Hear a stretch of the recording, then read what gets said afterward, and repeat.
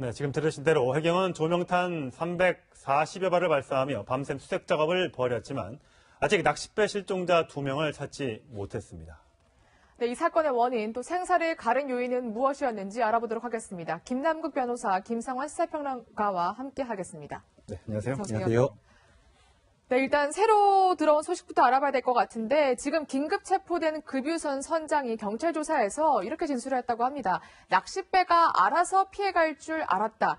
이렇게 진술을 했다고 하는데 그러면 이 급유선 선장의 과실로 이게 이제 종결이 되는 건가요? 어떻습니까? 네, 일부 본인의 어떤 진술에 의해서 주의 의무를 다하지 못했다라는 부분이 좀 시인이 된 측면이 있다라고 보이고요.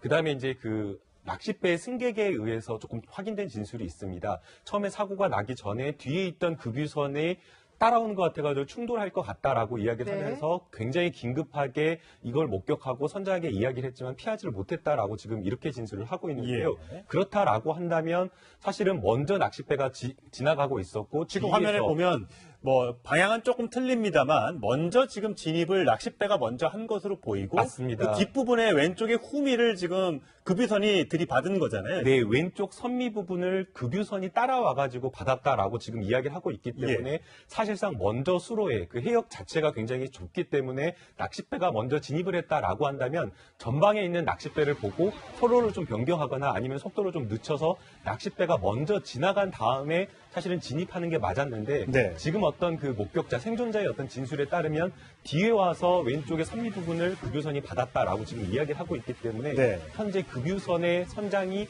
조금 앞에 전방을 확인을 제대로 하지 않았다는 어떤 그런 주의 의무를 위반한 것으로 지금 현재 추정이 되고 있습니다. 사실 우리가 육안으로만 보면 바다가 굉장히 넓고 망망대해처럼 보이는데 굳이 그 두 배가 어떻게 그 좁은 데서 부딪힐 수 있을까라는 생각이 드는데 그건 실제 아니라면서 이게 넓어 보이지만 밑에 이게 바위들도 많고 그래서 다닐 수 있는 통로가 굉장히 제한적이라면서요. 그러니까 지금 사고가 난 해역이 수심이 한 16에서 18m 정도밖에 되질 않습니다. 네. 그렇기 때문에 아마 화면 보신 분들은 아시겠지만 배가 뒤집어져 있는데도 침몰하지 않고 그냥 뻘에 걸려서 있는 그러네요. 모습들이 그러네요. 나타나거든요.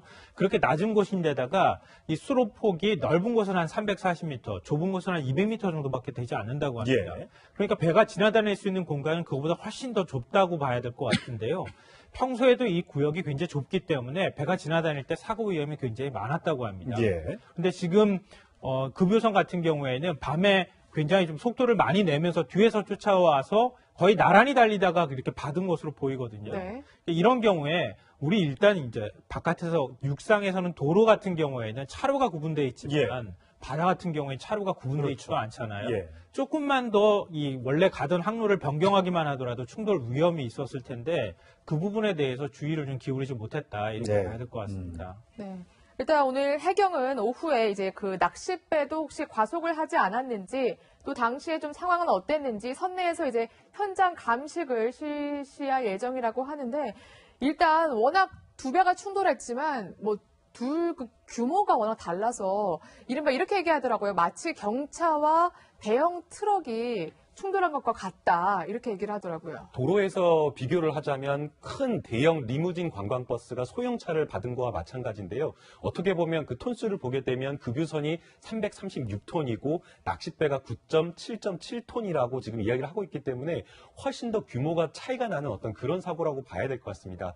사실 작은 어떤 접촉 사고임에도 불구하고 왜 이렇게 많은 사망자가 발생했느냐와 관련해서 이러한 어떤 사고의 그 선박의 톤수도 영향을 미쳤다라고 지금 이야기를 하고 있습니다. 작은 접촉 사고였지만 지금 보듯이 충격 자체가 굉장히 커가지고 지금 낚싯배가 옆구리가 구멍이 뚫렸어요. 옆구리가 구멍이 뚫렸다라는 정도로 굉장히 충격이 컸고요. 그다음에 이제 순식간에 전복이 되다 보니까 사실은 이제 날씨가 또 추워가지고 바로 낚시 선박의 갑판 위에 올라 있었던 게 아니라 선실의 안에 머물러 있다 보니까 사망자가 지금 많이 나왔다라고 지금 전해지고 있는 상황입니다. 예.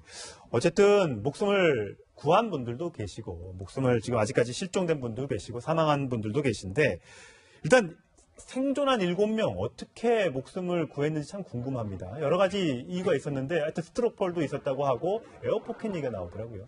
이게 거의 살아남으신 분은 1000운에 가깝다 이렇게 봐야 될 것 같은데요. 예. 왜냐하면 대부분의 분들이 이게 오전 6시에 이 배가 출항을 한 거잖아요. 예. 네. 요즘 겨울철이기 때문에 시야가 거의 확보가 안 되는 아주 캄캄한 밤이라고 볼 수 있고 또 기온이 한 10도 정도밖에 안 되는 상황이어서 주로 이제 선실에 다 들어가 있었던 거예요. 네. 근데 그 중에 이제 낚시객 3명이 배 바깥으로 나와 있었는데 충돌에 의한 그 어떤 충격으로 바깥으로 튕겨져 나간 거죠. 예. 구명조끼는 입고 있었고. 네, 구명조끼는 입고 있었고 튕겨져 나가서 그 급유선에서 이 그 배에서 잡아서 올라올 수 있는 것들을 내려줘서 그 3명은 일단 구출이 됐고요. 대부분이 이제 선실 안에 들어가 있었는데 선실 안에 들어가 있던 한 명은 선실 유리창이 깨지면서 그 틈새로 빠져나올 수가 있었어. 예. 그래서 구조가 됐고 이제 나머지 7명이 구조가 됐는데 예. 나머지 3명이 남는데요. 네. 3명의 경우에는 배가 순식간에 뒤집어지면서 그 선실 안쪽에 그냥 있었던 거예요. 예. 근데 거기에 에어포켓이 형성되어 있으면서 보통 물이 꽉 차는데 네.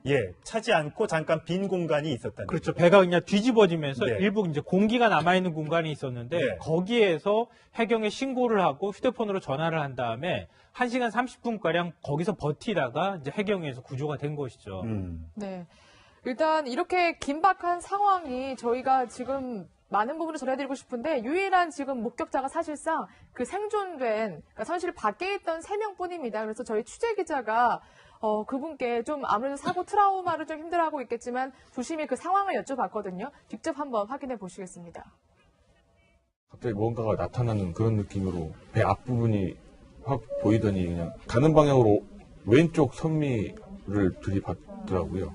네, 대각선 방향으로. 네. 저희 그 3명은 바로 그 충돌하고 몇 초 안 있어서 다 튕겨져 나갔었습니다. 수면에 떠오르고 주위에 있던 스티로폼을 잡고 계속 버티고 있었기 때문에 그리고 저희랑 부딪힌 배를 향해서 계속 살려주세요라고 해서 크레인으로 그 망으로 된 그물 같은 걸로 해서 저희를 끌어올렸습니다. 그런데 저분들도 굉장히 다행이었던 게 당시 그 해수 온도가 굉장히 낮았다면서요. 그래서 저분들도 사실상 급유선에서 바로 구해줬기에 망정이지 조금만 시간이 지체됐다면 어떤 변을 당했을지 모르겠다. 이런 전문가들의 의견이 많이 나오더라고요. 네, 당시 해역의 기온을 보게 되면 9.6도였는데요. 수온의 온도는 그거보다 살짝 1도 정도 따뜻한 온도였다고 합니다. 그러나 이제 바람의 어떤 영향이라든가 또 몸이 이렇게 낮아지는 어떤 온도가 몸이 이렇게 수온에 맞춰져가지고 낮아지는 그렇죠. 것을 바람이 고려하면 많이 불면 춥다고 실제 느끼죠. 체감 온도는 거의 0도에 영도요? 영도에 가깝다라고 지금 이야기가 되고 있기 때문에 만약 저 해역에서 발견이 늦었다라거나 오래 머물렀었다라고 한다면 저체온 쪽으로 사망했을 가능성이 매우 높다라고 그렇죠. 보이고요. 튕겨져 나간 사람들 같은 경우에는 다행히 이제 구명조끼를 입고 있었고 그 구명조끼뿐만 아니라 이 선박에 있었던 스티로폼 물건들이 이렇게 같이 튕겨져 나가면서 그것을 잡고 버틸 수 있었다라고 지금 이야기가 전해지고 있는데요. 만약에 이분들이 그러한 어떤 상황이나 여건이 되지 않았다라고 한다면 이분들도 정말 불의의 어떤 사고를 당할 수 있었던 어떤 그런 상황이었기 때문에 네. 사실상 지금 이런 위기 자체가 어떻게 보면 이분들 바깥에 나와 있었던 그런 어떤 상황에 의해서 구조가 된 것으로 보여야 될 것 같습니다. 조타실 안에서 에어포켓에 의존해서 살 수 있었던 분들 그 내용을 전 해난 구조대장에게 저희가 직접 물어봤습니다. 한번 그 목소리 들어보시겠습니다. 에어포켓에서 생존할 수 있는 방법은 그 안에는 이제 비록 해수는 차갑지만 바람이 없으니까 체온을 많이 뺏기질 않죠. 따라서 에어포켓 안에 있는 사람들은 물에 떨어진 사람보다도 더 오래 체온을 유지할 수 있었기 때문에 아마 생존할 수 있는 시간이 길었다. 이렇게 보시면 되겠습니다. 네. 이 에어포켓에 있던 사람들이 3명이었는데 다시 한번 저희 그래픽 볼까요? 굉장히 아찔한 순간이었거든요. 지금 보시면 거의 끄트머리에 있어서 정말 작은 공간에서 저게 말이 저희가 지금 그래픽으로 봐서 저렇게 살아있었구나 생각하게 되지만 그때 상황을 생각해보면 아무것도 없는 그렇죠. 굉장히 깜깜한 상태에서 심지어 90분 그러니까 1시간 30분을 저기서 버틴 거란 말이죠. 정말 구사일생이라고 할 수 있겠습니다. 네, 맞습니다. 우리가 이제 세월호 참사 때 이후로 에어포켓이라는 데 관심을 많이 갖게 되는데요. 네. 사실은 에어포켓은 배 규모가 좀 컸을 때 좀 많이 생기고 네. 우리 이제 밖으로 뒤집으면은 그 안에 이제 공기가 쌓여서 공기가 그걸 밀어내기 때문에 그래서 이제 금방 가라앉지 않는 거랑 비슷한 원리라고 생각하시면 될 것 같은데요. 그러니까 저렇게 조그만한 배에 에어포켓이 만들어졌다고 하는 것 자체도 사실은 좀 기적에 가깝다 이렇게 봐야 될 것 같습니다. 근데 거기 안에 들어가 있는 그 이제 낚시객이 스스로 휴대폰으로 전화를 하고 다행히 또 휴대폰 통화가 됐다는 것이고요. 3명 중 1명이 전화를 하셨군요. 예. 네. 그렇게 해서 해경에 신고가 접수가 됐기 네. 때문에 뭐 우리가 출동이 조금 늦어졌다고는 얘기는 하지만 그래서 1시간 정도 안에 거기에 해경이 도착해서 순환 구조대가 들어갈 수가 있었고 그러면서 거기에 있었던 사람들을 이제 구출해 나올 수 있었던 거죠. 만약에 저 정도 공기가 가지고 있는 공간도 없었다 그러면 아마 생존이 어려웠을 수도 있기 때문에 진짜 천만다행이다 이렇게 봐야 될 것 같습니다. 자, 사망자 관련해서 안타까운 소식도 많이 들려오는데 엇갈린 형제의 운명이라고 제가 이름을 붙여봤습니다만 형은 사망을 하고 동생은 목숨을 건지고 이런 안타까운 사연이 있었습니다. 또 뭐 자리가 없어서 못 갈 뻔했는데 뭐 한 자리 비었다고 해서 와라 이렇게 해서 가기도 하고요. 여러 가지 안타까운 사연들이 좀 있습니다. 그러니까 20여 명이 탔으니까 절반 이상의 지금 2명의 실종자까지 포함하면 절반 이상의 지금 사상자가 났는데 좀 안타깝습니다. 어떤 분은 장례업체 대표를 지내면서 네. 남의 그 장례는 많이 치렀는데 이러다가 자칫 본인이 이제 배에 탔다가 본인의 장례를 치르게 됐다. 네. 이런 사연이 있더라고요. 이제 아마 낚시를 가보신 분들은 많이 아실 텐데요. 이제 낚시 업체에서 저런 어떤 배를 빌리고 그다음에 이제 선장을 고용해가지고 이렇게 낚시를 운용을 하는데 대부분 저런 어떤 그 소규모의 낚시 배가 SNS를 통해서 이렇게 예약이 이루어집니다. 예. 그러다 보니까 저기 지금 한 배에 탄 사람들이 각각의 이제 일행들과 왔지만 또 서로 20명이 서로 다 모르는 굉장히 사람들이라면서요? 네, 또 이렇게 여러 지역에서 와가지고 또 그런 어떤 사연들이 있다라고 지금 전해지고 있고요. 사실 지금 현재 실종돼가지고 나오지 않은 그 선장도 역시 마찬가지로 낚싯배를 지금 현재는 고용되어서 이렇게 선장으로 일을 하고 있지만 네. 내년에는 본인이 낚싯배를 구입을 해서 낚시를 정말 즐기는 사람들과 함께 하고 싶었다라고 이야기를 했는데 지금 이런 어떤 안타까운 사연이 전해지고 있고요. 예. 또 군대의 어떤 그 동료 원사와 중사가 서로가 사실은 나이 차이가 굉장히 나는데도 불구하고 현역 원사가 중사 출신의 동료 이제 군인을 데리고 이제 같이 낚시를 갔는데 거기에서 이제 다 함께 안타깝게 사고를 당한 그런 여러 가지 사연이 있기 때문에 더더욱 좀 안타깝다라는 생각이 듭니다. 그러니까 제일 안타까운 사연은 이 송모 씨 형제 얘기인 것 같아요. 형은 43세, 동생은 42세, 한 살 터울이거든요. 네. 근데 이번 마지막 출조였다고 합니다. 그러니까 왜냐하면 겨울이 오기 때문에 겨울에는 그러니까 겨울에는 사실은 바다 낚시를 가기 어려우니까 내년 3월쯤 돼야 봄쯤 돼야 다시 낚시를 나갈 수 있으니 이번 마지막 낚시는 꼭 형제가 같이 나갔으면 좋겠다. 우애가 좋았던 것이. 네, 그렇죠. 형하고 동생이 전부 다 바다 낚시를 굉장히 좋아했던 거죠. 그래서 이번에 그 보통 이제 우리 동호회 같은 경우가 있잖아요. 그래서 SNS에 동호회 카페 같은 것들이 있었던 것 같은데 거기에다가 어렵사리 이제 예약을 넣어가지고 그래서 이제 함께 바다 낚시를 갔는데 형의 경우에는 선실에 갇혀 있다가 사실은 숨을 거뒀고 동생은 다행히 배 바깥에 있다가 튕겨져 나가면서 그러면서 생존할 수가 있었습니다. 네. 안타까운 사연이었습니다. 굉장히 더 사람들에게 굉장히 충격적이었던 게 이 낚싯배도 출항 기준을 모두 지켰고요. 특히 모든 그 배 탑승객들이 구명조끼를 하고 있음에도 불구하고 이런 안타까운 일을 당했거든요. 그렇기 때문에 저희가 그 해난구조 대장에게 이런 해상사고가 발생했을 때 어떻게 대처하면 좋을지 한번 여쭤봤습니다. 들어보시죠. 배 크기에 따라 다르고요.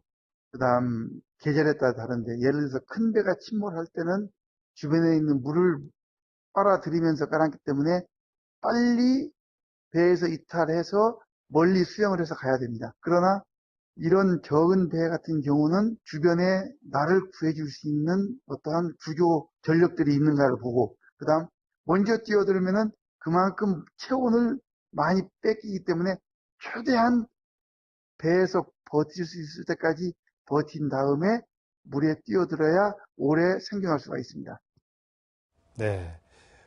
배 크기에 따라서 이 생존 요령이 좀 다르다고 하니까 혹시 낚시 좋아하시는 분들 또 바다에 나갈 일이 있는 분들은 이 점 꼭 참고했으면 좋겠습니다. 정확한 사고 원인은 저희가 브리핑으로 전해지는 대로 설명을. 규모가 워낙 달라서 이른바 이렇게 얘기하더라고요. 마치 경차와 대형 트럭이 충돌한 것과 같다. 이렇게 얘기를 하더라고요. 도로에서 비교를 하자면 큰 대형 리무진 관광버스가 소형차를 받은 거와 마찬가지인데요. 어떻게 보면 그 톤수를 보게 되면 급유선이 336톤이고 낚싯배가 9.7.7톤이라고 지금 이야기를 하고 있기 때문에 훨씬 더 규모가 차이가 나는 어떤 그런 사고라고 봐야 될 것 같습니다.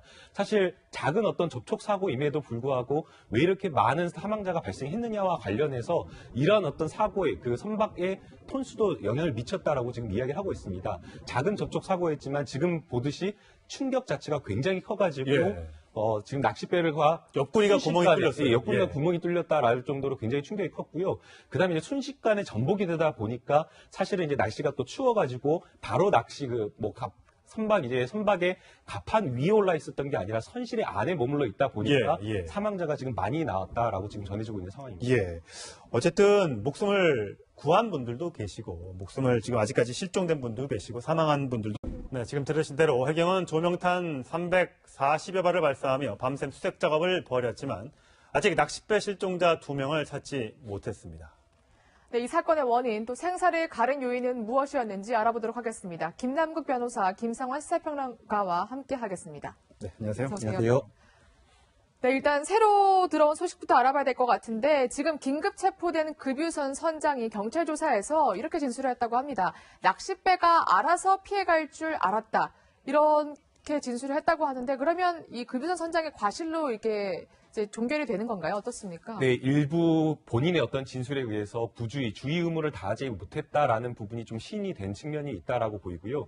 그다음에 이제 낚싯배 승객에 의해서 조금 확인된 진술이 있습니다. 처음에 사고가 나기 전에 뒤에 있던 급유선에 따라오는 것 같아가지고 충돌할 것 같다라고 이야기를 네. 하면서 굉장히 긴급하게 이걸 목격하고 선장에게 이야기를 했지만 피하지를 못했다라고 지금 이렇게 진술을 하고 있는데요. 예. 그렇다라고 한다면 사실은 먼저 낚싯배가 지나가고 있었고 지금 뒤에서 화면에 보면 방향은 조금 틀립니다만 먼저 지금 진입을 낚싯배가 먼저 한 것으로 보이고 맞습니다. 그 뒷부분에 왼쪽에 후미를 지금 급유선이 들이받은 거잖아요. 네, 왼쪽 선미 부분을 급유선이 따라와가지고 받았다라고 지금 이야기를 하고 있기 때문에 사실상 먼저 수로에 해역 자체가 굉장히 좁기 때문에 낚싯배가 먼저 진입을 했다라고 한다면 전방에 있는 낚싯배를 보고 서로를 좀 변경하거나 아니면 속도를 좀 늦춰서 낚싯배가 먼저 지나간 다음에 사실은 진입하는 게 맞았는데 네. 지금 어떤 목격자, 생존자의 어떤 진술에 따르면 뒤에 와서 왼쪽의 선미 부분을 급유선이 받았다라고 지금 이야기를 하고 있기 때문에 네. 현재 급유선의 선장이 조금 앞에 전방을 확인을 제대로 하지 않았다는 어떤 그런 주의무를 위반한 것으로 지금 현재 예. 추정이 되고 있습니다. 사실 우리가 육안으로만 보면 바다가 굉장히 넓고 망망대해처럼 보이는데 굳이 그 두 배가 어떻게 그 좁은 데서 부딪힐 수 있을까라는 생각이 드는데 그건 실제 아니라면서 이게 넓어 보이지만 밑에 이게 바위들도 많고 그래서 다닐 수 있는 통로가 굉장히 제한적이라면서요. 그러니까 지금 사고가 난 해역이 수심이 한 16에서 18m 정도밖에 되질 않습니다. 네. 그렇기 때문에 아마 또 계신데 일단 생존한 7명 어떻게 목숨을 구했는지 참 궁금합니다. 여러 가지 이유가 있었는데 하여튼 스트로폴도 있었다고 하고 에어포켓 얘기가 나오더라고요. 이게 거의 살아남으신 분은 1,000원에 가깝다 이렇게 봐야 될 것 기적이라고. 같은데요. 예. 왜냐하면 대부분의 분들이 이게 오전 6시에 이 배가 출항을 한 거잖아요. 예. 네. 요즘 겨울철이기 때문에 시야가 거의 확보가 안 되는 아주 캄캄한 밤이라고 볼 수 네. 있고 또 기온이 한 10도 정도밖에 안 되는 상황이어서 주로 이제 선실에 다 들어가 있었던 거예요. 네. 근데 그 중에 이제 낚시객 3명이 배 바깥으로 나와 있었는데 충돌에 의한 그 어떤 충격으로 바깥으로 튕겨져 나간 거죠. 예. 구명조끼는 입고 있었고. 네, 구명조끼는 입고 있었고 튕겨져 나가서 그 급유선에서 그 배에서 잡아서 올라올 수 있는 것들을 내려줘서 그 3명은 일단 구출이 됐고요. 대부분이 이제 선실 안에 들어가 있었는데 선실 안에 들어가 있던 한 명은 선실 유리창이 깨지면서 그 틈새로 빠져나올 수가 있었어요. 예. 그래서 구조가 됐고 이제 나머지 7명이 구조가 되는데 예. 나머지 3명이 남는데요. 네. 3명의 경우에는 배가 순식간에 뒤집어지면서 그 선실 안쪽에 그냥 있었던 거예요. 예. 근데 화면 보신 분들은 아시겠지만 배가 뒤집어져 있는데도 침몰하지 않고 그냥 뻘에 어. 걸려서 있는 그러네요. 모습들이 그러네요. 나타나거든요. 그렇게 낮은 곳인데다가 이 수로폭이 넓은 곳은 한 340m, 좁은 곳은 한 200m 정도밖에 되지 않는다고 합니다. 예. 그러니까 배가 지나다닐 수 있는 공간은 그거보다 훨씬 더 좁다고 봐야 될 것 같은데요. 평소에도 이 구역이 굉장히 좁기 때문에 배가 지나다닐 때 사고 위험이 굉장히 많았다고 합니다. 예. 근데 지금 급유선 같은 경우에는 밤에 굉장히 좀 속도를 많이 내면서 뒤에서 쫓아와서 거의 나란히 달리다가 이렇게 받은 것으로 보이거든요. 네. 이런 경우에 우리 일단 이제 바깥에서 육상에서는 도로 같은 경우에는 차로가 구분되어 있지만 바다 같은 경우에 차로가 구분되어 있지도 않잖아요. 예. 조금만 더 이 원래 가던 항로를 변경하기만 하더라도 충돌 위험이 있었을 텐데 그 부분에 대해서 주의를 좀 기울이지 못했다 이렇게 네. 봐야 될 것 같습니다. 네.